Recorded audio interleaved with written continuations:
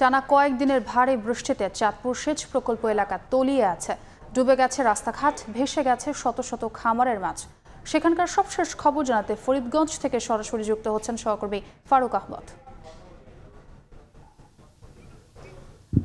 অনবরত ভারী বৃষ্টিপাত একটানা 6 দিন, তারপর আজকে 7ম দিনে চাঁদপুরের আকাশে কিন্তু এখন সূর্য হেসেছে, অর্থাৎ আজকে কিন্তু আলো ঝলমল দিন। বৃষ্টির দেখা নেই, তবে ভোগান্তি আছে। আমি এই মুহূর্তে আছি চাঁদপুর সেচ প্রকল্পের ফরিদগঞ্জের ধানুয়া এলাকায়। আমি যেখানে দাঁড়িয়ে আছি সেই জায়গাটি আসলে মূলত একটি রিং বাঁধ, অর্থাৎ একদিকে ডাকাতিয়া নদী, আরেকদিকে মাছের বিশাল ঘের। সেই ঘেরের মাঝে আমি আছি। আমি যদি দেখাতে চাই যে এখানে অথই পানি, আমি যেখানে দাঁড়িয়ে আছি এই জায়গাটি শুকনো থাকার কথা ছিল, আর সেখানে এখন কোমর সমান পানি। আমি যদি দেখাতে চাই যে এই যে বিশাল মাছের ঘের, এই ঘেরের মতো এই সেচ প্রকল্পের মধ্যে অন্তত 50টি বড় বড় মাছের ঘের আছে এবং 5,000 পুকুর আছে, যেখানে মাছ চাষ করতেন খামারিরা। সেই টানা 6 দিনের বৃষ্টিপাতে জলাবদ্ধতার শিকার হয়ে এই সমস্ত মাছের ঘের এবং পুকুরগুলো থেকে কিন্তু মাছ ভেসে গেছে।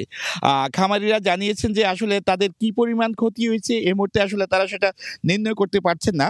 তবে তাদের দাবি যে ঘের থেকে প্রায় মাছ কিন্তু ভেসে গেছে, তারপরও কিন্তু তারা নেট দিয়ে, অর্থাৎ যে জাল দিয়ে ঠেকিয়ে রাখার একটা চেষ্টা করছেন এবং এটি একটি ব্যর্থ চেষ্টা বলে যেতে পারে। তারপরও কিন্তু তাদের চেষ্টার কিন্তু কমতি নাই। তার আগে কিন্তু বড় ধরনের ক্ষতি হয়ে গেছে। এর মধ্যে আমরা পানি উন্নয়ন বোর্ডের সঙ্গে কথা বলেছি। তারা জানিয়েছে যে চাঁদপুর সেচ প্রকল্পের যে 100 কিলোমিটার বাঁধ অভ্যন্তরে 54,000 হেক্টর জমি আছে, সেই জমির বেশিরভাগই কিন্তু এখন বলা যেতে পারে যে অনেকটা জলমগ্ন হয়ে পড়েছে।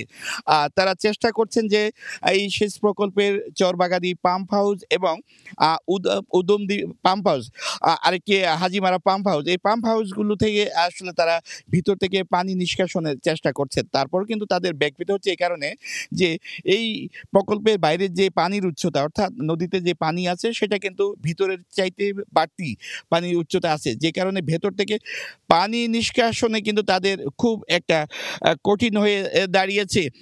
জেলা প্রশাসনের সঙ্গে আমি কথা বলছি, তারা জানিয়েছেন যে চাঁদপুরের যে দুর্গম চরগুলো আছে সেই চর সহ বিভিন্ন এলাকা যারা জনমগ্ন হয়ে পড়েছে, অর্থাৎ নির্মাঞ্চলের যারা বাসিন্দা ছিলেন তাদেরকে নিরাপদ আশ্রয় জায়গার জন্য বেশ কিছু আশ্রয় কেন্দ্র খোলা হয়েছে। একই সঙ্গে সরকারের পক্ষ থেকে ত্রাণ ও পুনর্বাসন মন্ত্রণালয়ের পক্ষ থেকে এর মধ্যে কিন্তু 10 লক্ষ টাকা বরাদ্দ মিলেছে। 1,000 মানুষের জন্য শুকনো খাবার, একই সঙ্গে 700 মেট্রিক টন চাল বরাদ্দ দেওয়া হয়েছে এই সমস্ত দুর্গত মানুষকে সহায়তা করার জন্য। তো এই ছিল আমার কাছে চাঁদপুর সেচ প্রকল্পে জলাবদ্ধতার সবশেষ। সরাসরি যুক্ত ছিলাম চাঁদপুরে। এদিকে কাপ্তাই হ্রদের